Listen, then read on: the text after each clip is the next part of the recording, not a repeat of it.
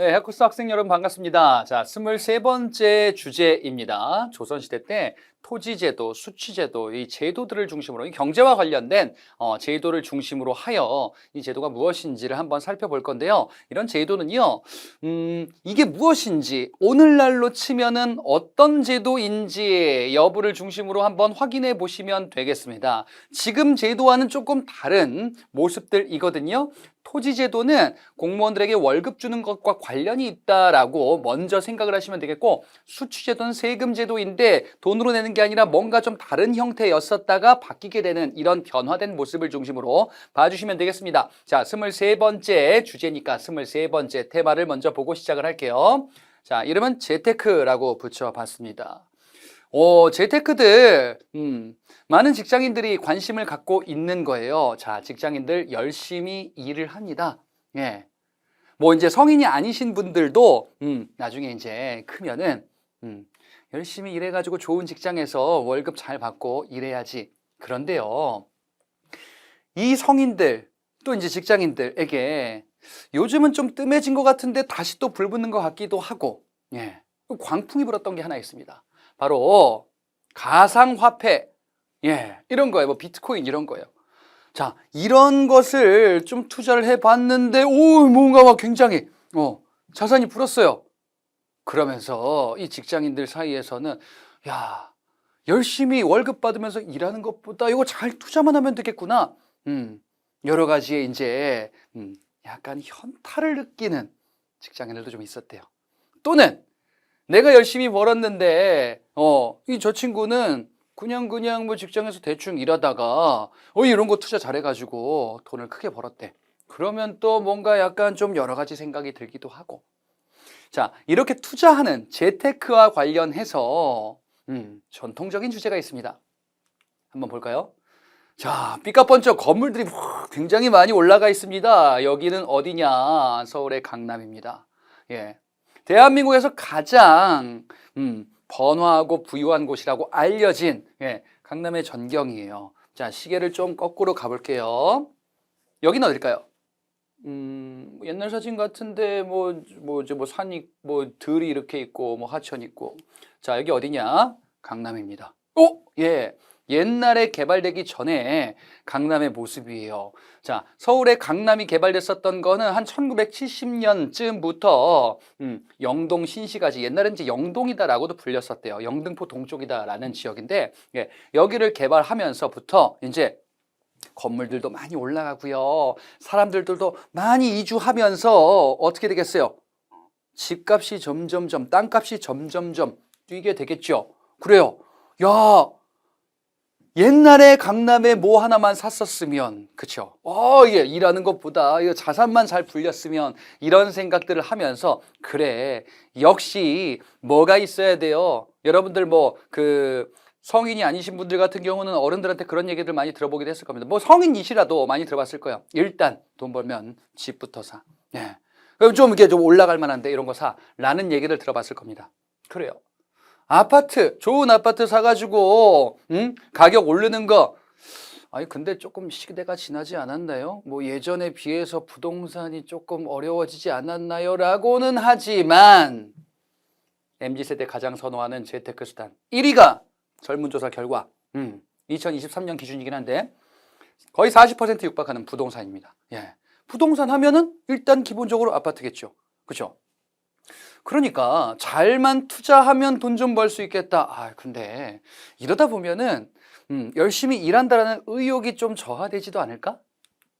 그냥 말이죠. 월급을 올려주면 안 될까요? 예, 열심히 일해서 우리 모두가 근로소득을 누리자. 부동산 투기하고 이런 거는 좀 사회적으로 좀 안 좋은 것 같은 인식도 있는 것 같은데 이렇게 하면 안 될까라는 개인적인 생각을 한번 갖게 됩니다. 자, 이와 관련한 주제가 우리를 기다리고 있어요.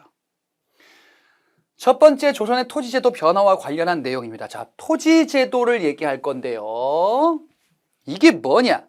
토지제도가 공무원들 월급과 관련 있는 제도다라고 보시면 되겠습니다. 자, 요거를 도식적으로 한번 표현해 볼게요. 앞서 여러분들이 봤었던 개념입니다. 국가에게 관리가 일을 합니다. 제공을 해요. 뭘? 열심히 일하는 노동을 제공하죠. 이거를 직역이다라고 이야기를 하기도 해요.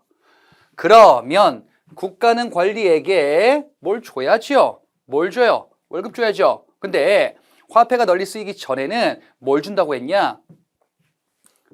수조권에 해당하는 토지, 수조지라고도 불리는 이런 토지의 권리를 준다 그랬어요. 자, 수조권은 토지의 조세를 수취할 수 있는 권한, 권리를 의미하죠. 그렇지? 그러니까 관리들은 일한 대가로서 뭘 하는 거냐? 국가가 세금 걷는 땅에서 일부의 지역을 내가 세금 걷어서 그걸 생활에 충당하게 되는 거죠. 자, 이게 경제적인 혜택이다라고 볼 수 있습니다. 자, 이 수조권과 관련한 제도가 고려시대 때에는 뭐였었냐면 전시과 제도였었어요. 그런데 여러분들 전시과 제도가 고려 저 뒷부분 때 가면은 권문세족들이 토지를 점점점 늘려나가죠. 대농장을 경영하면서 많은 토지를 빼앗잖아요. 수조권 제도가 사실상 붕괴되죠. 그래, 관리들은 조세를 수취할 수 있는 권리를 가지고 생활하면 좋겠는데 내 땅을 자꾸 늘려나간 거예요. 그렇죠? 물론 전시과 제도도 붕괴되는 것과 맞물리면서. 그래서 고려시대 때 수조권을 중심으로 하는 제도는 사실상 붕괴됐단 말이에요. 관리들이 토지를 너무 많이 늘려나간다 그러면은 백성들의 삶이 어려워지는 거죠. 내 땅을 뺏는 겁니다.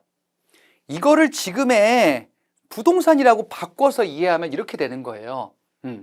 일부 재력가들이 수십 채, 수백 채씩 막 아파트를 막 갖고 있는 겁니다.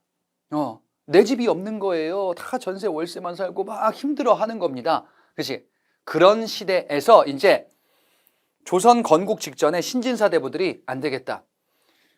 이 토지를 원주인에게 되돌려주고 그리고 관리들은 수조지, 이걸 분급하는 제도로 바꾸자. 고려 말 때 신진사대부들이 이런 개혁을 추구했었던 겁니다. 그래서 뭐냐? 수조권 토지를 다시 주는 걸로 바꾸는 거예요. 근데 전국 단위를 대상으로 해서 지급하면은 관리들이 받는 게 너무 많지 않을까라고 하여 경기 지역, 고려 말 때는 개경 주변이었을 겁니다. 여기 지역에만 토지를 지급하는, 여기서 물론 토지를 준다라기보다는 세금을 수취할 수 있는 수조지, 수조권을 지급하는 제도인 거예요. 그러니까 이거 다시 쉽게 얘기하면은 공무원들한테 월급을 좀 제대로 챙겨줄게 대신에 아파트 막 여러 채 사고 이런 거는 하지 마. 즉 당시 농경사회 기준으로는 토지를 공무원들이 늘려나가지 마. 아니 그러면 토지는 누가 갔습니까? 농민들이 가져야지. 내 땅을 갖는 농민, 자영농이 필요하다라고 한 거야. 그럼 농민들의 생활은 좀 더 괜찮아지겠죠. 이런 제도가 고려 말 때 과전법이고 이게 조선 초기까지 이어졌던 겁니다.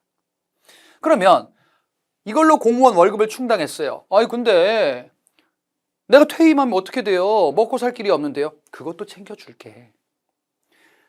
내가 죽으면 어떻게 돼요? 우리 가족들은 그것도 챙겨줄게. 수신전과 휴량전이라는 토지로 물려주도록 하는 겁니다. 자, 퇴임해도 지급해요. 전직 관리에게도 지급합니다. 현직은 당연히 지급하는 거고요. 그 다음에 내가 죽었어요. 그러면은 남아있는 유가족, 나의 부인이 과부가 됐어. 그러면은 과부 일할 수 있는 수단이 조선시대 때 없었단 말이에요. 고려 조선 때는. 그죠? 그래서 수신전. 남편이 죽어서 과부가 돼도 몸과 마음을 정절을 지켰으면 좋겠다 이거예요. 신체를 수호하고 지키자. 아니 근데 먹고 살 길이 없는데요. 남편이 받았었던 수조지인 과전을 물려주면 되잖아. 그러면은 너 먹고 살 수 있잖아. 휴량전 고아가 됐어요. 아버지가 돌아가셨어요. 엄마도 없어요. 그러면은 어떻게 삽니까? 돌아가신 아버지가 자식들 굶는 거 보고서 가슴 아파할 텐데. 그러니까 걱정하지 마. 국가에서 어린아이들 양육비 정도는 챙겨줄게. 고아들에게 아버지의 수조지인 과전을 물려주는 거예요. 그래서 세습하도록 하는 겁니다. 원래는 반납해야죠. 일한 대가니까. 만약에 관리가 죽었으면은 요것도 회수해야 되는데 관리가 죽더라도 세습하게끔 유가족에게 혜택을 주는 겁니다. 그럼 요거는 공무원들아, 관리들아, 월급, 혜택, 공무원 연금 같은 거 아주 빵빵하게 챙겨줄 테니까 부동산 투자하지 마. 라는 게 과전법이에요. 그럼 부동산 누가 갔습니까? 일반 사람들, 일반 농민들 토지, 자영농이 필요하지. 이렇게 간 거예요. 자, 그런데 이 제도가 조금씩 문제가 생깁니다. 토지를 세습하는 게 쭉 이어지고 조선이 건국되고 초기에 여러 관리들이 충원되면서 지급할 토지가 부족해지는 거예요. 토지가 부족해. 관리들은 늘어나는데 토지가 늘어나지 않잖아요.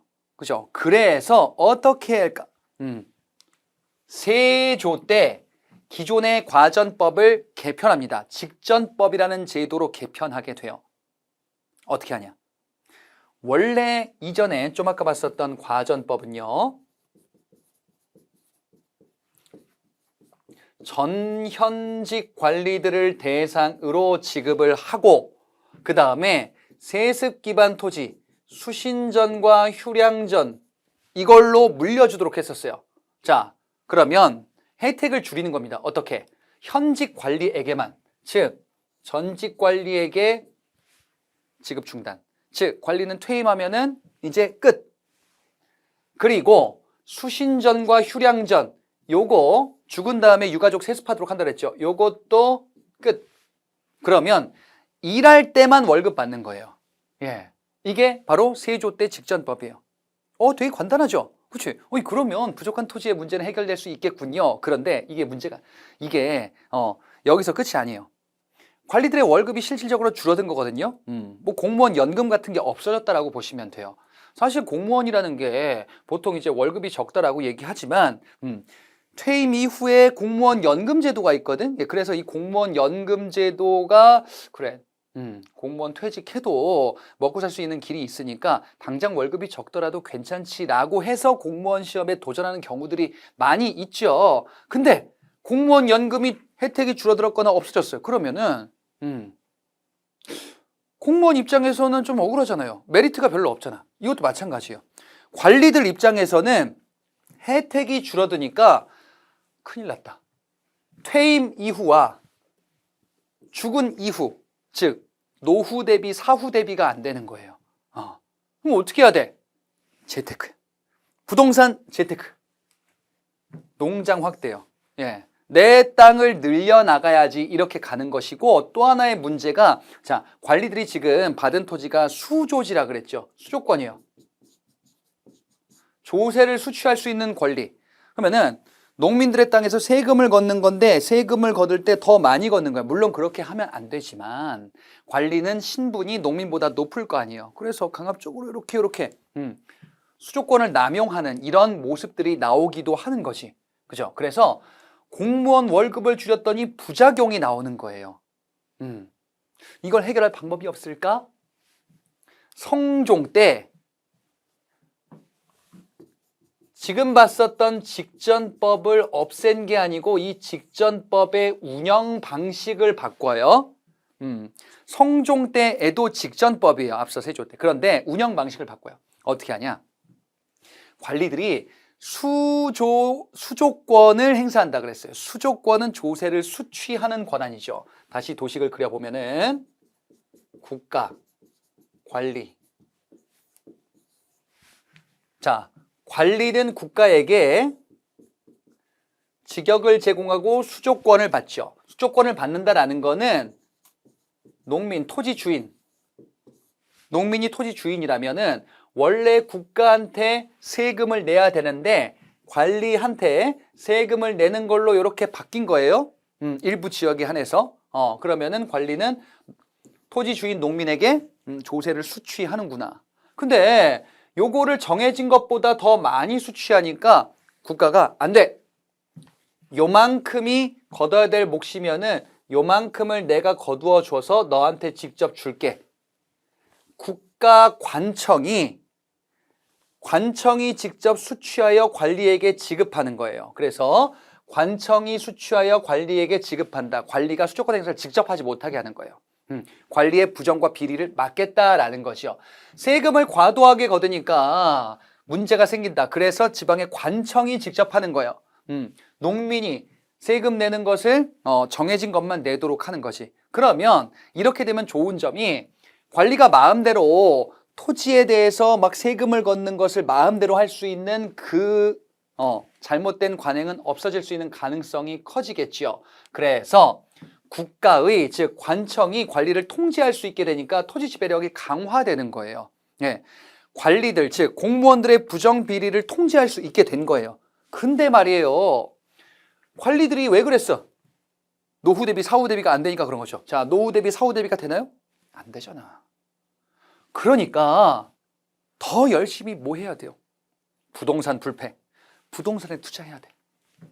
농장이 더 확대되는 거예요. 농장이 확대되면 농장이 점점점 확대돼요. 그러면 관리들은 내 땅을 갖게 되네요. 관리들은 내 땅을 갖게 되고 농민들은 내 땅을 관리들한테 뺏기거나 넘겨주게 되는 거야. 그럼 농민들은 내 땅이 없이 남의 땅을 빌려서 경작하게 되니 이를 우리가 소작농이다라고 합니다. 자, 농민이 내 땅, 토지를 가지고 있으면 자영농이다 또는 자작농이다라고 이야기를 해요. 네.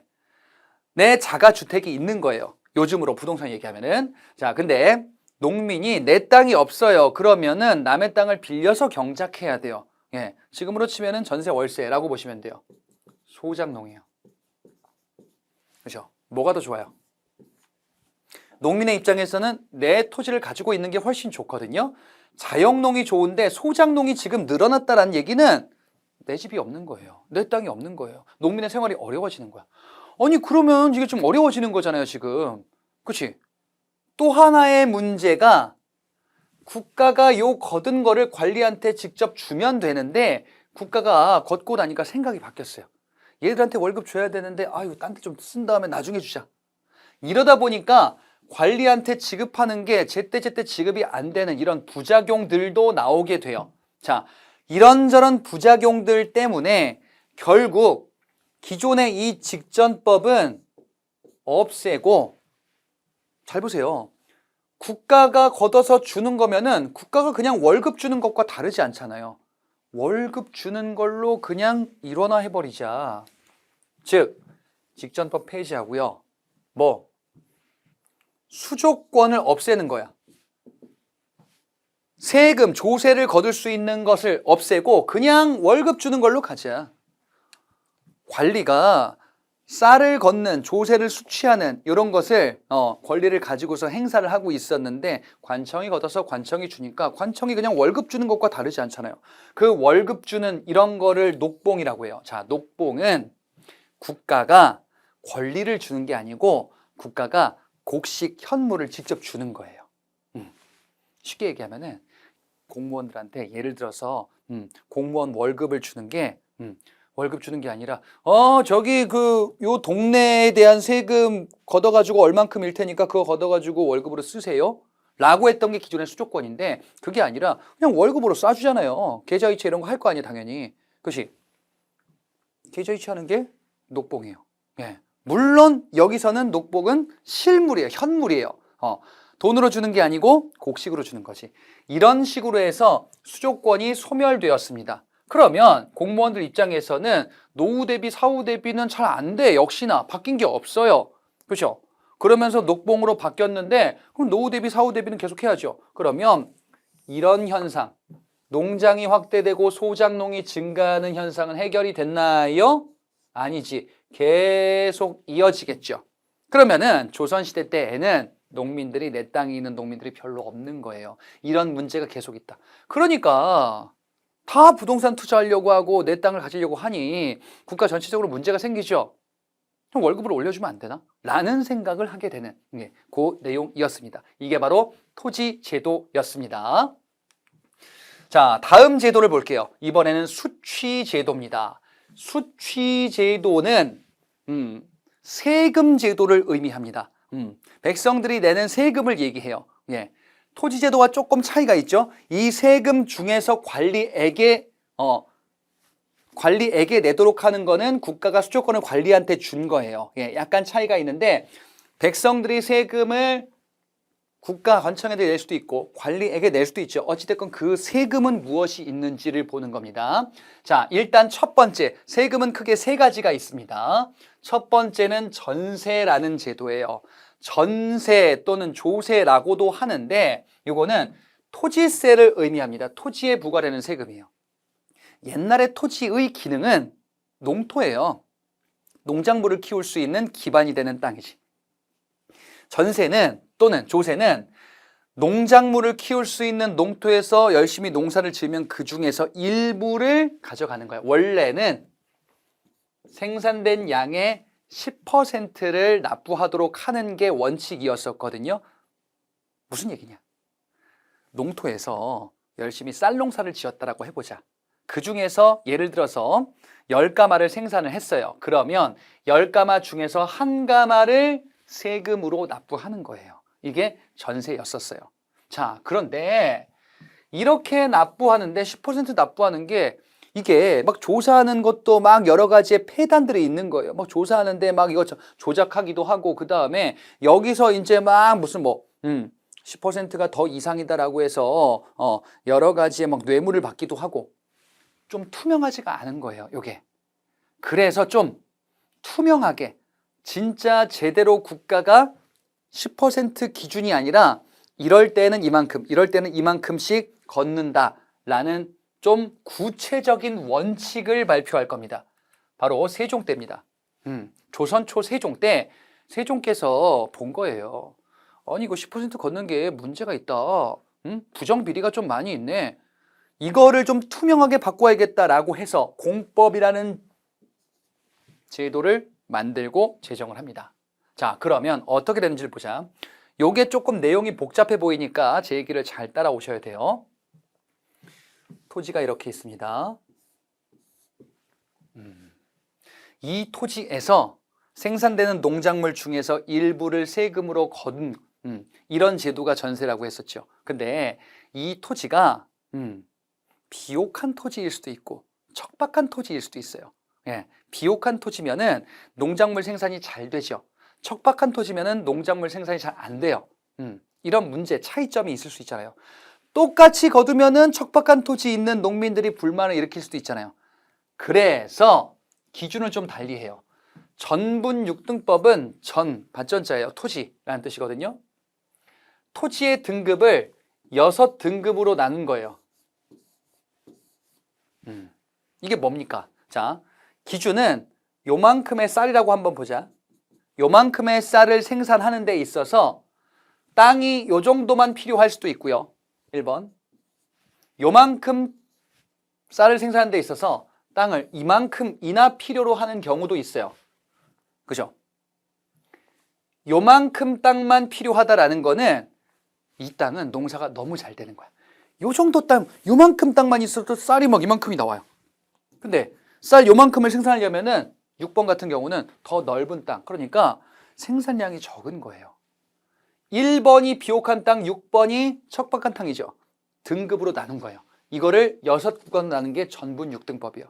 뭐예요? 토지 비옥도에 따라서 나눈 겁니다. 그렇게 나눴어요. 그러면 세금을 이제 걷어야죠. 어떻게 걸을 거냐?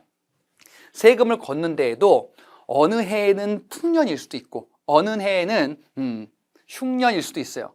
풍년인지 흉년인지에 따라서 풍년이면 좀 더 많이 거두어도 되고요. 흉년이면은 더 적게 거두어야 해요. 이게 상식적이잖아요. 그것을 9구간으로 나눈 거예요. 풍년인지 흉년인지 매년 단위를 달리하는 거예요. 9구간으로. 가장 풍년이다라고 하면은 상상년이라는 이름을 붙일 거예요. 그러면은 1결당 20도에 해당하는 곡식의 양을 세금으로 거둘 겁니다. 그리고 가장 흉년이면은 하하년이라고 부를 거예요. 앞에 상상년, 상자 있고 상자 있죠. 상상년부터 하하년까지 상중하, 이렇게 하면은 총 9개의 경우의 수가 나오거든요. 이렇게 해서 총 20에서 가장 많이 걸을 때는 20도, 가장 적게 걸을 때는 4도 해가지고 세금을 얼마 걷는지 차등을 두는 거야. 즉 쉽게 얘기하면요, 풍년, 흉년에 따라서 풍년이면 많이 걷고 흉년이면 적게 걷는데 그 기준을 국가가 체계적으로 한 거야. 자, 이게 세종 때 공법입니다. 세종 때 공법은 이거 하느라고 세종께서 농민들 찬반 설문조사를 거친 거예요. 정말 준비를 많이 한 거예요. 자, 이게 공법이에요. 자, 근데 여러분 잘 생각해 보세요. 이거 지금 여러분 제 얘기 들으니까 그렇구나라고 이해할 수도 있는데 조금 복잡한데 라고도 볼 수 있죠. 그렇지? 세금 그냥 10% 걷어요 라는 것보다 좀 복잡해졌죠. 그렇죠? 뭔가 좀 합리적이긴 한데 약간 복잡해요. 예. 이게 복잡한 거예요. 그러니까 이거를 처리하는 게 어려운 거예요. 이게 시간이 지나면 지날수록 이 문제는 점점점 심각해져요. 세종께서 착각하신 게 있어요. 모든 관리들이 자기처럼 다 열심히 일할 줄 알았어. 밤새면서 아니에요. 보면은 이제 제대로 열심히 일 안 하고서 그냥 이제 막 시간 때우고 이런 사람들도 많이 있단 말이에요. 예, 이런 문제가 누적이 된 거예요. 그래서 나중에 인조 때, 인조다라고 하면은 정묘호란, 병자호란 그때 왕이에요. 이걸 바꿔요. 풍년, 흉년 적용하지 말고 그냥 다 똑같이 하자. 너무 복잡하다. 그냥 일결당 막 20에서 4두까지 막 상상년, 사하년 막 이런 거 막 하는 거 하지 말고 그냥 4두 정도, 일부 6두, 한 2두 정도 추가해가지고 요 정도만 하자. 예. 그래서 이거를 단순화시킨 거예요. 예. 상상년에서 하하년까지 풍년, 흉년을 정확하게 고려해가지고 잘 분석해서 밤새더라도 일해가지고 요런 제도를 잘 적용해라는 게 아니라 그냥 요 정도로 다 비슷하게 하자. 조금 억울하더라도 일하기 좀 편하잖아. 이게 영정법이에요. 공법은 잘 안 지켜졌나 보군요. 다음의 제도를 말씀드려 볼게요. 이번에는 공납이라는 제도입니다. 자, 이 공납이라는 제도가 무엇인지부터 이해를 하셔야 됩니다. 뭘 걷는 거냐? 토산물을 걷어요. 다른 말로 특산물이다 라고도 이야기를 해요. 자, 토산물 또는 특산물은 지역별로 달라요. 예를 들어서 상주 지방에 뭐가 유명하죠? 꽃감이 유명하죠. 영광에는 굴비가 유명하죠. 그죠? 예, 지역별로 이렇게 특별하게 나는 산물들이 있어요. 이걸 토산물 또는 특산물이라고 그래요. 중앙정부 입장에서는 국가를 운영하는 데 있어서 지역별로 거둬야 되는 필요한 것들이 다를 수 있단 말이죠. 그래서 할당을 해주는 거예요. 그리고 이거를 걷는 데 있어서 예를 들어서 우리 지역이 상주 지역이에요. 그러면은 너희들 말이야 꽃감을 내도록 해. 근데 집집마다 얼마씩 납부하도록 해라. 집집마다 납부하는 이런 방식이에요. 이 공납제도는 그래서 집집마다 집을 가호라고 하거든요. 토산물을 징수하는 게 원칙이에요. 매년 정기적으로 걷는 상공이라는 게 있고 그 외의 다른 것들도 필요에 따라 걷는 것들도 있어요. 그래, 이렇게 운영이 됐습니다. 자, 근데 이게 문제가 있어요. 여러분 그런 얘기 있어요. 부산 사는 사람한테 이런 얘기 하면 안 된다고. 야, 부산 사니까 너 바다 보이고 좋겠다. 부산이 다 바닷가가 아니에요. 그쵸? 바다 가려면 한참 먼데? 그럴 수 있지. 그치?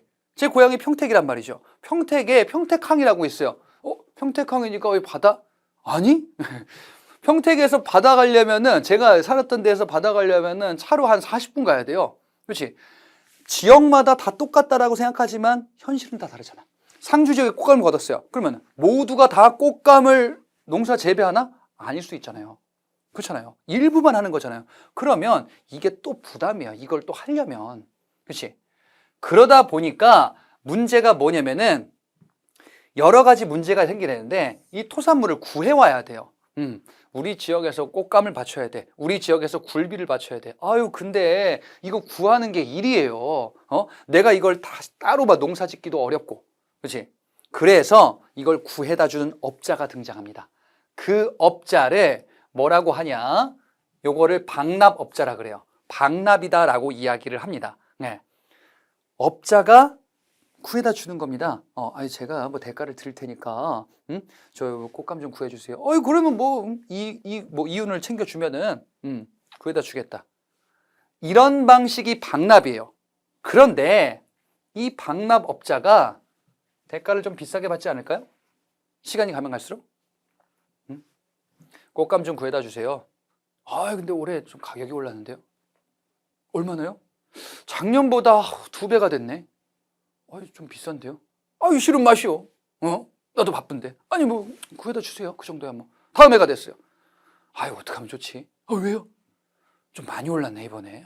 경기가 안 좋은가 봐. 얼마나요? 아이고 참 말하기도 그렇고. 얼만데요? 한 10배. 그게 말이 돼요? 싫으면 말어. 어쩔 수 없어. 다음 해가 됐어요. 큰일 났네. 말하기가 힘드네. 왜요? 이거 내 입으로 말하기가 좀 무슨 일인데요? 좀 많이 올랐어.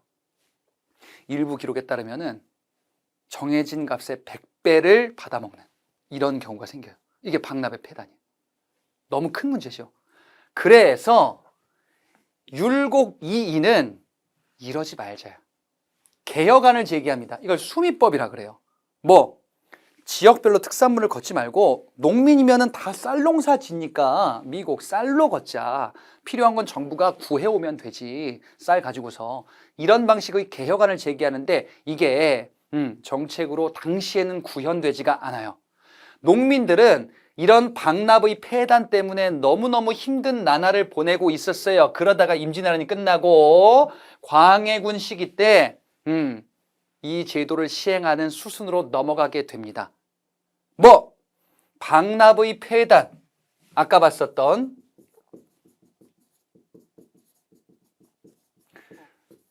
토산물을 구해오는 업자, 이 방납을 하는 이 업자가 관청의 말단 관리들과 결탁한 거예요. 그래가지고 이 방납업자의 물건만 취급하도록. 그럼 농민들 입장에서는 10배, 100배를 부담해야 되는 너무 큰 문제잖아요. 그래서 광해군 때 기존의 율곡이의 개혁안을 정책으로 바꾸는 대동법을 시행하게 됩니다. 자, 이 대동법은 쌀로 내는 걸로 바꾸도록 하는 제도가 기본이에요. 자, 하나씩 보자. 일단 이 대동법은 처음에는 경기도에서만 적용이 돼요. 전국 단위로 다 시행된 건 아니고 시범적으로만 하다가 조금씩 확대될 거야. 조금씩 확대될 거야. 근데 말이에요. 여기서 여기까지 갈 때 100년이 걸려요. 왜 이렇게 오래 걸려? 대동법을 전국 단위로 시행할 때가 숙종인데요. 이거 갈 때까지 100년이 걸려요. 여기에는 어떤 이유가 있어요. 하나씩 보도록 할게요. 자, 일단 이 제도가 무엇인지부터 보자. 공납이 뭐라고 했었냐? 가호 단위로 토산물, 특산물을 납부하도록 하는 게 공납이다라고 말씀을 드렸었죠. 집집마다 특산물을 걷는 거예요. 둘 다 문제가 있어요. 첫 번째, 가호 단위로 거두니까 뭐가 문제냐면요. 잘 사는 집도 있고 못 사는 집도 있잖아요. 그죠? 저랑 저기 삼성에 계시는 저기 이재용 그분하고 경제 사정이 다를 거잖아요. 저희 집과 그쪽 집이. 그치? 근데 가호 다니면은 똑같이 거두는 거야. 예를 들어서 1년 세금. 세금을 딱 하는데 세금 1,000만 원 내세요. 일반 국민 입장에서는 너무 1,000만 원 너무 센데? 근데 저기 좀 돈 좀 있으신 분들 1,000만 원? 왜 이렇게 싸? 지갑에서 바로 줄 수 있죠. 이러니까 불합리하잖아요. 두 번째, 토산물을 걷는 거는 방납의 폐단 때문에 그 업자, 방납업자들이 폭리를 취하기도 했었죠. 이 두 가지를 다 바꾸는 거예요. 집집마다 거두는 것에서 토지 단위로 걷는 거야. 토지의 결수, 토지의 면적을 측정하는 단위라고 보시면 되거든요. 이 얘기는 땅을 많이 가지고 있으면 많이 내고 땅을 적게 가지고 있으면 적게 내고 땅이 없으면 안 내고 이러면 좀 합리적이죠. 이제 부동산세처럼 바뀌는 거예요. 부동산세? 부동산이 많아. 집이 많으면 세금을 많이 내겠죠. 전 집이 없는데요? 그러면 부동산 세금 안 내겠죠. 이걸로 바뀐 거예요. 예. 그러면 농민들 입장에서는 좋겠죠. 근데 누가 안 좋겠어? 땅을 많이 가지고 있는 땅 주인들을 지주라고 해요. 지주들은 안 좋아하겠죠. 그래서 지주의 반발이 있었던 거예요. 근데 다 지배층이다 보니까 이게 시행될 때까지 오랜 기간이 걸렸었던 겁니다. 토산물을 납부한다. 특산물. 예. 토산물을 나쁜데 구해온 업자가 폭리를 취하네. 그러면 어떻게 하면 돼요? 토산물을 안 걷으면 되잖아요. 토산물을 안 걷고 쌀을 걷는 거예요. 쌀 구해오는 것도 어렵지 않습니까? 쌀은 농민들이니까 다 농사를 짓거든요. 그러니까 중간에 어떤 업자를 거칠 필요가 없는 거예요. 쌀을 걷는 거고 배는 포목, 옷감을 얘기하는 거거든요. 그 다음에 동전, 화폐예요. 쌀, 배, 동전 이런 것들은 화폐 역할을 하기도 하는 거거든. 그러니까 이 얘기는 뭐냐면은 정부가 필요했었던 물품을 직접 걷는 게 아니고 화폐 역할을 하는 걸로 거두어서 정부가 필요한 거를 사오면 돼요. 그렇잖아요. 응? 관공서에서 복사기가 필요해. 그래가지고 국민들한테 저기 복사기 사오세요.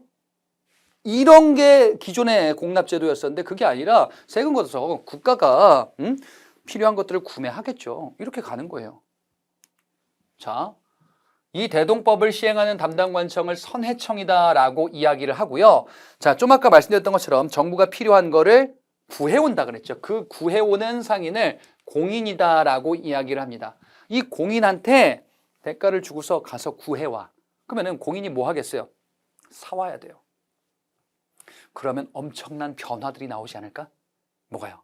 자, 시장, 장시라고도 불렸거든요. 장시에서 예를 들어서 꽃감장수가 있었어요. 꽃감장수가 있었는데 어저께 한 15개 팔았어요. 그저께는 한 16개 팔았어요. 오늘은 한 20개 팔았으면 좋겠는데 갑자기 누가 딱 왔어요. 뭐 얼마나 드릴까요? 여기 있는 꽃감 다 주시오. 잘못 들었는데요? 뭐라고요? 다 주시오. 아니 뭐 하시는 분인데요? 나란이라는 공인 이외다. 뭐 이런 거예요. 시장 거래가 엄청나게 늘어나겠죠. 그래서 상품의 수요, 즉 상공업, 상업과 수공업 이런 것들이 발달하게 되는 계기가 되고요. 화폐도 널리 쓰이게 되겠죠. 거래량이 늘어나니까 민간의 경제가 크게 성장하는 계기가 되었다라고 볼 수 있는 게 바로 대동법입니다. 요 한계는요, 대동법은 정기 공납인 상공에만 적용되고 별공과 진상은 필요에 따라 걷는 거거든요. 이거는 현물을 직접 납부하도록 해요. 그래서 이런 한계점은 있었습니다. 여기서도 부정이 있을 수는 있겠지만 어찌됐건 큰 변화로 바뀌게 되면서 농민들에게 부담이 완화되긴 했겠다. 대동법은 그러니까 기본적으로 농민들 입장에서는 좋은 제도가 되는 거야. 반면에 지주들 입장에서는 세금만 늘어나 이런 제도로 느낄 수 있겠죠. 마지막에 역이라는 제도입니다. 자, 역이라는 제도는 뭐였었냐? 요거는 일을 하는 거예요. 노동력을 징발하는 거라고 말씀드렸죠. 역은 일을 하는 거야. 가서 농민들을 데려다가 일을 시키는 거야. 종류는 두 가지가 있습니다. 첫 번째 군역. 자, 군역은 군사훈련, 즉 군대 갈 남자 장정들을 대상으로 군사훈련을 받게 하는 겁니다. 군역이에요. 요역은 뭐냐? 정부에서 필요한 여러 잡일들을 시키는 거예요. 뭐 성곽, 뭐 왕릉, 저수지 같은 데서 이제 막 삽질할 거 필요할 때 있단 말이지. 그지? 요게 요역이다. 자, 그런데 문제가 생기기 시작합니다. 군역을 기피하는 현상들, 요역을 기피하는 현상들이 등장하기 시작해요. 왜냐하면은 이거 가가지고 1년에 며칠씩 일을 해야 되는데 농사 지어야 된단 말이에요. 농민들 입장에서는. 갔다가 이거 뭐 허리라도 다치면 또는 갔다가 다치기라도 하면 그리고 뭐 농사 한참 지어야 되는데 여기에서 일 못하고 가서 일을 해야 된다라고 하면은 먹고 사는 거 망칠 수도 있잖아. 그래서 방법이 없을까? 방법이 나와요. 방군수포제라는 거는요, 돈을 내고 군역에서 빠지는 거예요. 쉽게 얘기하면은 남자들 군대를 가야 되는데 돈 내고서 군대 빠지는 거예요. 얼마를 내냐? 옷감을 내거든요. 군포라는 명목으로 내요. 포는 옷감을 얘기하는 건데 군포 1년에 2필 정도 내는 걸로 제도화 될 거예요. 한 필은 폭 한 35cm 정도에다가 이제 한 16m 정도 될 거거든요. 그거를 이제 옷감을 짜가지고 갖다 바치는 거야. 이것도 막 힘든 일이에요. 집에서 이거 계속 배틀 돌리고 해야 되거든. 근데 그럼에도 가서 직접 하는 것보단 낫다라고 생각하니까 이런 제도가 이제 계속 이어지는 겁니다. 그 다음에 대립. 대립은 다른 사람을 대신 세운다라는 뜻이거든요. 내가 군대 가야 되는데 돈 써가지고 다른 사람 보내서 여기 가서 저기 군역 요역 좀 하다 와주세요. 이런 거야. 그러니까 군역이란 거는 다른 방식이 되는 거예요. 뭐 세금 내는 군포제도로 바뀌는 거예요. 자, 이 군포제도로 바뀌는데 문제가 있습니다. 무슨 문제가 있냐면요. 나에게 군포를 징수하는 것을 다른 사람에게도 전가하기도 하고 관리가 제대로 안 되니까 이중으로 삼중으로 부과하는 사례들. 자, 여러분 앞서 삼정의 문란에서 군정의 문란 잠깐 소개해드렸거든요. 그게 이거예요. 군정의 문란 같은 게 뭐 군포를 내가 내야 되는 거 말고 이웃 거를 전가받아요. 왜? 이웃이 도망갔대. 그 다음에 이거 군대 가는 사람인데 우리 집 어린아이인데 얘한테도 세금을 물리네? 이건 아니잖아요. 이런 제도로 문제가 생기는 거예요. 그래서 영조 때 뭔가 개편안을 이런저런 얘기들을 하기도 해요. 군역제도를 좀 뭔가 바꿔보자. 군역제도를 좀 바꿔보자. 여러 개혁안들이 제기됩니다. 이런 여러 개혁안들을 양인에게 군역을 제공하는 것을 변경하자 양역 변통론이다라고도 이야기를 하거든요. 일반민 양인에게 군역, 군포 납부하는 거였었죠. 이거를 뭔가 개혁하자요. 여러 개혁안들이 제기가 돼요. 그럼 어떻게 바꿉니까? 농민들 입장에서는 이게 좀 어려운데 바꿀 수 있는 여러 개혁안들 뭐 있지 않습니까? 그래, 양반은 이걸 내지 않았거든요. 양반도 내는 게 어떨까? 아니면 토지를 갖고 있는 사람 기준으로 하는 게 어떨까? 이런저런 개혁안들이 나와요. 그러다가 제도로 바뀐 거는, 확정된 거는 기존의 두 필에서 줄이자, 한 필로. 덜 걷자예요, 덜 걷자. 세금을 덜 걷자예요. 그러면 농민들 입장에서는 기존에 내던 것에서 절반, 만약에 다른 사람 거를 전가받는다 하더라도 절반이니까 부담이 좀 줄어들겠죠. 그래, 이거예요. 아니 무슨 개혁이 이렇게 쉽습니까? 그럼 진작에 하지. 문제가 있으니까 안 했던 거예요. 뭐가 문제예요? 절반으로 하면은 이 군포 수입에 재정이 문제가 생길 거 아니에요. 국가의 살림살이가 줄어들 거 아니에요. 그래서 재정을 보충하기 위한 것을 같이 해요. 첫 번째, 땅 주인들에게 세금을 또 걷습니다. 땅 주인에게 세금 걷는 거는 전세제도였었는데 여기서 또 걷는 거예요. 그러면 조선 후기의 땅 주인 입장에서는 앞서 영정법에서 인조 때 있었던 거 1결당 4두 정도만 내면 되는 줄 알았는데 대동법은 땅 주인들 대상을 기준으로 땅이 많으면 많이 낸대. 여기서도 또 내네. 조선 후기 때는요. 토지 주인에게 세금을 내도록 하는, 즉 부동산 세금이 증가하는 시대예요. 그러니까 지주 입장에서는 안 좋겠죠. 그래도 어쩔 수 없다요. 또 돈 좀 있는 부유층들, 근데 관직이 없어. 조선 후기 때 돈 좀 있는데 평민인데 이게 좀 내 관직 같은 거 하나 있으면 좋겠는데 국가가 얘기하는 거예요. 돈 내. 그러면은 좀 명예직 같은 거 하나 줄게. 선무군관이라는 명예직을 줄 거예요. 대신에 군포 내라. 이걸로 걷는 겁니다. 또 어장세, 염세와 같은 지방관청에서 관할하던 세금이 있었거든요. 어촌에서 하던 세금이에요. 염은 소금 이런 뜻이거든요. 어촌에서 거두는 거를 중앙관청 재정으로 바꾸는 겁니다. 그러면 중앙관청의 재정이 확충될 수 있겠죠. 자, 이런 식으로 재정 보충책을 같이 하는 게 영조 때 시행됐었던 균역법입니다. 예. 영조 때 시행된 이 균역법은요, 나름대로 농민들 입장에서는 좀 괜찮다라고 생각을 했는데 지금 균역법도 그렇고 다른 것도 그렇고 토지 주인들, 지주, 이들에게 세금이 전가된다 그랬죠. 이들에게 세금이 집중된다 그랬어요. 이게 조선 후기 세금제도의 특징이거든요. 그런데 이렇게 하다 보니까 지주들의 불만이 많아요. 근데 지주들이 생각해 보니까 내가 땅 주인이잖아. 소작농들은 내 땅을 빌려서 경작하면서 사용료를 내거든요. 사용료를 올리면 되잖아. 그러면 소작농에게 전가될 수도 있는 이런 문제점으로 바뀌는 부작용이 있기도 합니다. 자, 어쨌든 세금 제도는 좋은 방향으로 바뀐 건 맞는데 결론은 완전하진 않았다라는 거예요.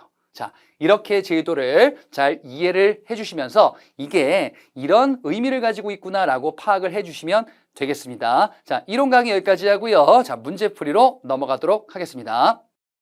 자, 조선시대 때의 토지제도 그리고 수취제도, 경제와 관련된 정부의 정책, 제도 이런 내용들을 살펴봤는데요. 자, 좀 딱딱한 내용이긴 하나 자, 문제에서 한번 정리를 통해서 여러분들 배운 내용들 한번 되새김질을 해보도록 하겠습니다. 1번 문제입니다. 자, 밑줄근 이 제도에 대한 설명으로 옳은 것을 골라보자. 자, 이 제도를 만드셨다라고 이야기를 하고 있는데 자, 일단 왕이 성종이에요. 토지제도 개혁을 논의하고 있어요, 성종이. 어떤 제도를 바꾸려고 새로운 제도를 도입하려고 하나 봅니다. 자, 보니까요, 그대들의 의견을 말해보도록 하라. 얘기할 때 얘기를 하고 있습니다. 우리나라의 수신전, 휴량전 등은 진실로 아름다운 것이지만 오히려 일이 없는 자가 앉아서 이익을 누린다고 해가지고 문제가 있었다라는 겁니다. 그래서 수신전과 휴량전 요게 문제가 있어서 세조께서 과전을 없앴대요. 이 제도를 만들었대요. 그러면 이 제도는 성종 때 만든 제도가 아니고 세조 때 요 제도를 만들었다라는 거고요. 요 제도는 수신전과 휴량전이 문제가 있어서 없앤 제도이죠. 자, 토지제도 관련해서 고려 말 조선 초까지 쭉 이어졌었던 과전법이 있었습니다. 과전법은 전현직 관리들을 대상으로 지급을 하면서 한편으로는 수신전과 휴량전 이게 뭐였었죠?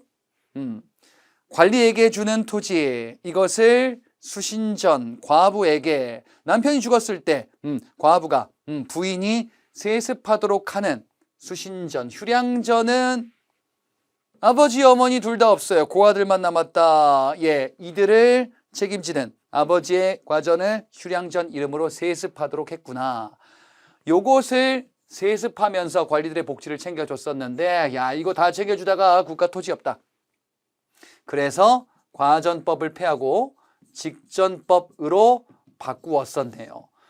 수신전과 휴량전을 없앤 거죠. 요게 세조 때 있었던 거네요. 그렇죠? 이 직전법을 시행을 계속할 건데 이 직전법의 운영 방식을 바꾸게 된다라고 했었으니 그게 관수 관급제였었어요. 성종 때. 관수 관급제는요. 관리들이 수조권 행사를 직접 하도록 하는 게 아니라 관청이 수급하여 관청이 지급하도록 하는 이런 제도였었죠. 자, 그럼 여기서 물어보는 건 뭡니까? 직전법인데요. 직전법을 만드셨다라는 거예요. 여기 성종이 그래서 직전법의 운영 방식을 바꾸는 요걸로 하겠죠. 그러면 이 제도는 직전법을 얘기하고 있는 거야. 왜? 세조께서 요거를 만드셨는데 이 뒤에 생략되겠지. 만약에 가상대화라고 하면은. 하지만 뭔가 보완책이 필요할 듯 하옵니다. 전하. 그래서 관수관급제를 시행하도록 하시옵소서. 물어보는 거는 어찌됐건 간에 직전법이더라. 자, 직전법에 해당하는 내용, 수신전과 휴량전을 없앴다라고 했는데요. 하나의 특징이 더 있으니 과전법은 전직관리에게도 지급했었는데 직전법은 요거를 폐지했었다. 수신전과 휴량전도 폐지했었다. 라고 봤었죠. 3번에 있습니다. 전직관리가 아닌 현직관리만 지급하도록 하는. 전직관리에게도 지급했었던 게 과전법이고요. 관리가 죽더라도 수신전과 휴량전으로 세습하도록 했었는데 그런 혜택 없앤다. 요게 세조 때 직전법이죠. 나머지 제도는 무엇인지. 그러니까 여러분들이 지금 이런 제도는 이 제도가 뭐게 요것만 이해하면 풀 수 있는 게 굉장히 많이 있어요. 1번 전지와 시지를 등급에 따라 지급하였다. 그러면 전시과 고려 전시과죠. 전지는 농토, 시지는 임야. 2번에 풍흉에 관계없이 전세 부담액을 고정하였다. 조선 후기 들어서 전세제도 개편, 바로 인조 때 시행한 영정법이네요. 4번에 관리에게 녹봉을 지급하고 수조권을 폐지하였다. 녹봉을 지급하고 수조권을 폐지했대요. 그러면 기존의 직전법이 폐지되는구나.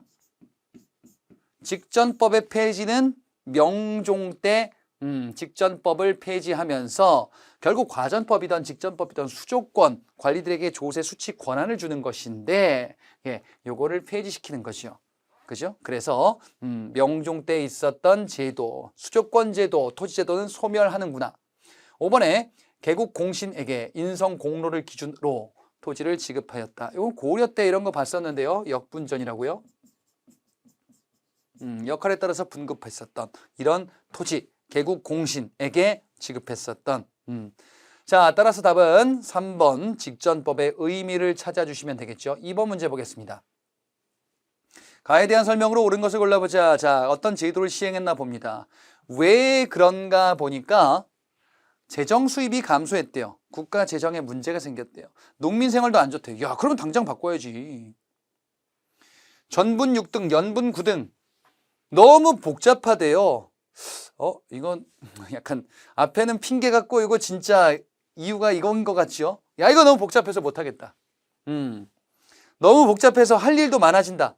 자, 전분 6등법과 연분 9등법은 일단 요거는 세종 때 제정했었던 공법이었었어요.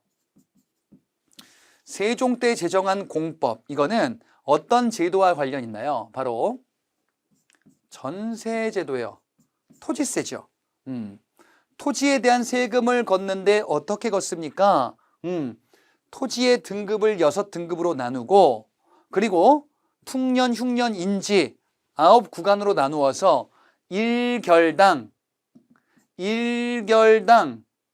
20에서 4두까지 차등 징수하도록 했었던 게 세종 때 공법이었었어요.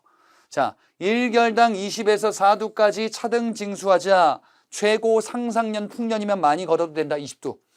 하하년 최고 흉년이면은 4두만 걷자. 이렇게 했었는데 세종 때 만든 건데 야, 이거 너무 복잡해. 그리고 이거 하다가 야, 이거 문제가 여러 가지 문제가 생겨. 그래서 조선 후기 때 이거 안 지켜지네. 바꾸자. 그냥 4두쯤으로 고정시켜 버리자. 자, 이게 바로 영정법이었었죠.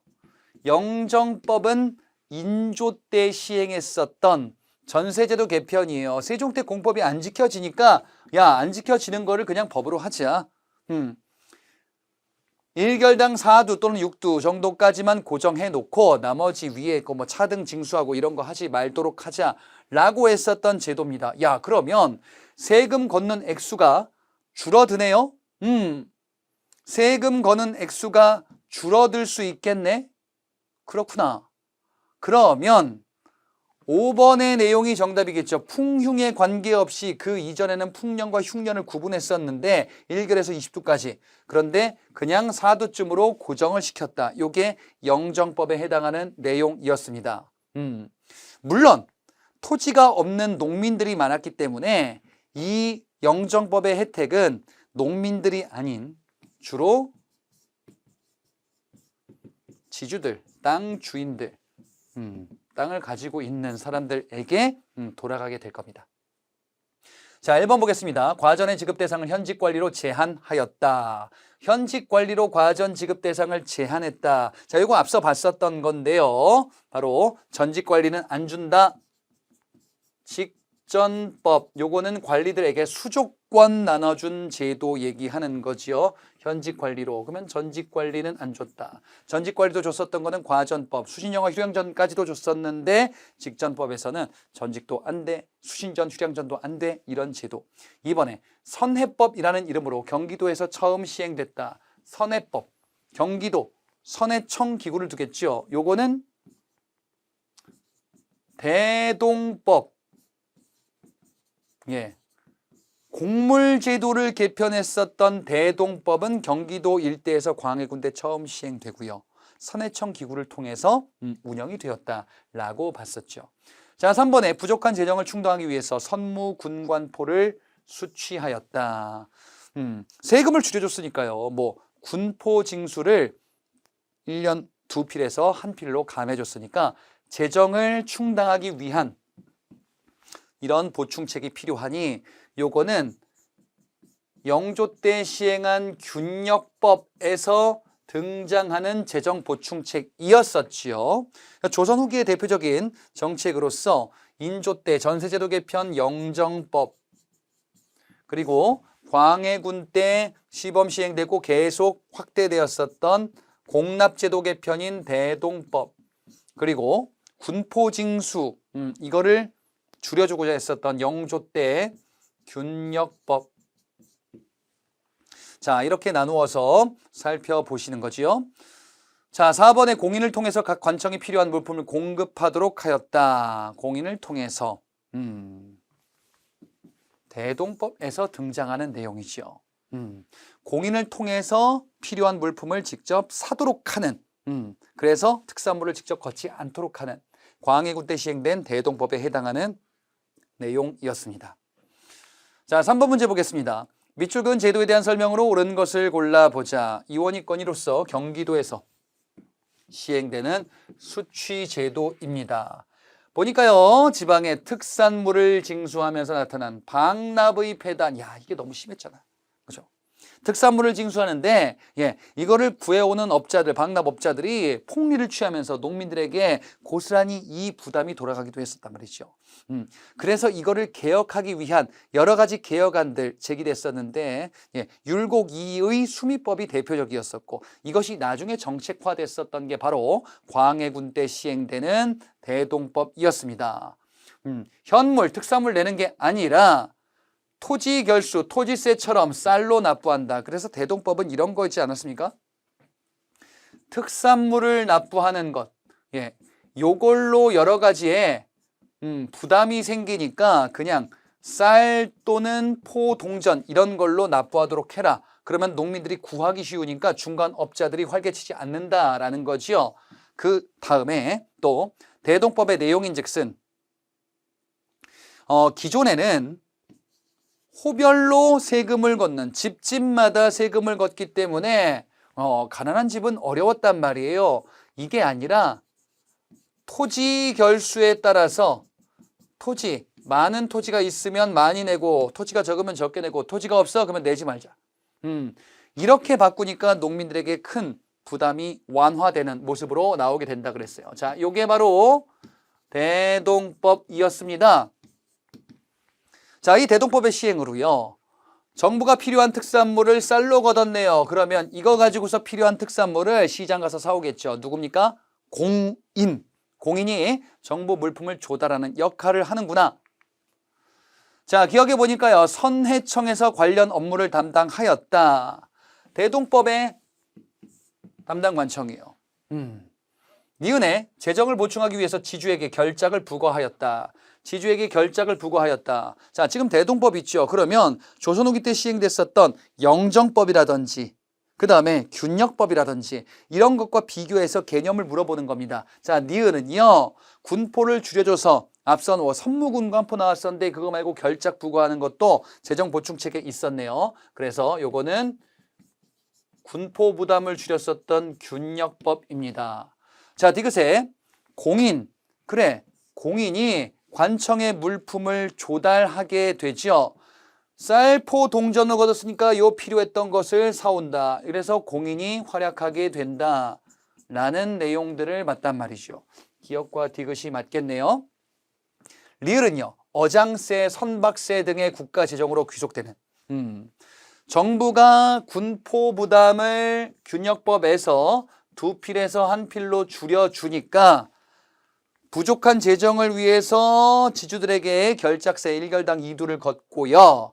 그리고 어장세, 선박세 이런 지방관아의 세금을 국가 재정으로 끌고 오기도 하는구나. 그래서 부족한 세수를 이렇게 보충한다. 균역법에 대한 내용이 니은과 리을이에요. 세금제도 개념을 구분하는 문제였었네요. 자, 4번 문제입니다. 밑줄 그은 대책에 대한 탐구활동으로 가장 적절한 것을 골라보자. 자, 대책이랍니다. 양력의 편중됨. 어떤 양인의 군역 같은 건가 봅니다. 여기라고 되어 있잖아요. 몰라도 넘어가세요. 보니까 지금 뭔가 문제가 있나 봐요. 전하께서 이를 불쌍하게 여겼대요. 백성들이 너무 어려운 현실이 있었나 봅니다. 그래서 두 필을요, 한 필로 감해 주셨네요. 군역의 대가로 납부하게 되는 군포죠, 이거는. 군포징수에 대한 대책이구나. 포를 감해 줬잖아요. 근데 국가 재정이 문제가 있으니까 보충해야 돼. 어떻게 하면 좋을지. 자, 군포징수를 두 필에서 한 필로 감해줬다. 요게 균역법이죠. 자, 영조 때 시행됐었던 균역법입니다.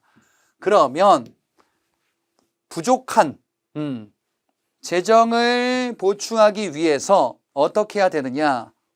바로 우리가 앞서 봤었던 것처럼 토지세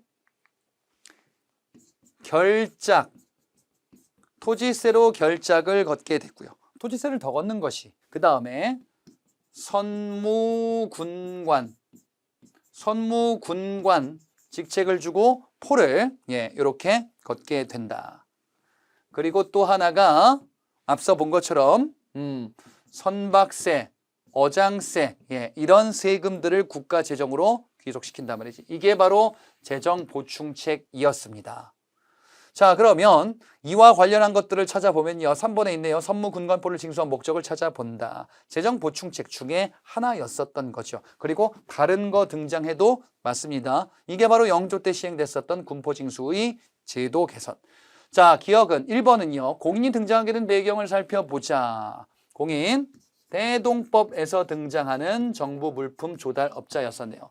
자, 이번에 당백전 발행이 끼친 영향을 파악한다. 아직 안 배웠는데요. 요거는 흥선대원군 때 정책이고요. 경복궁 중건사업에 등장할 겁니다.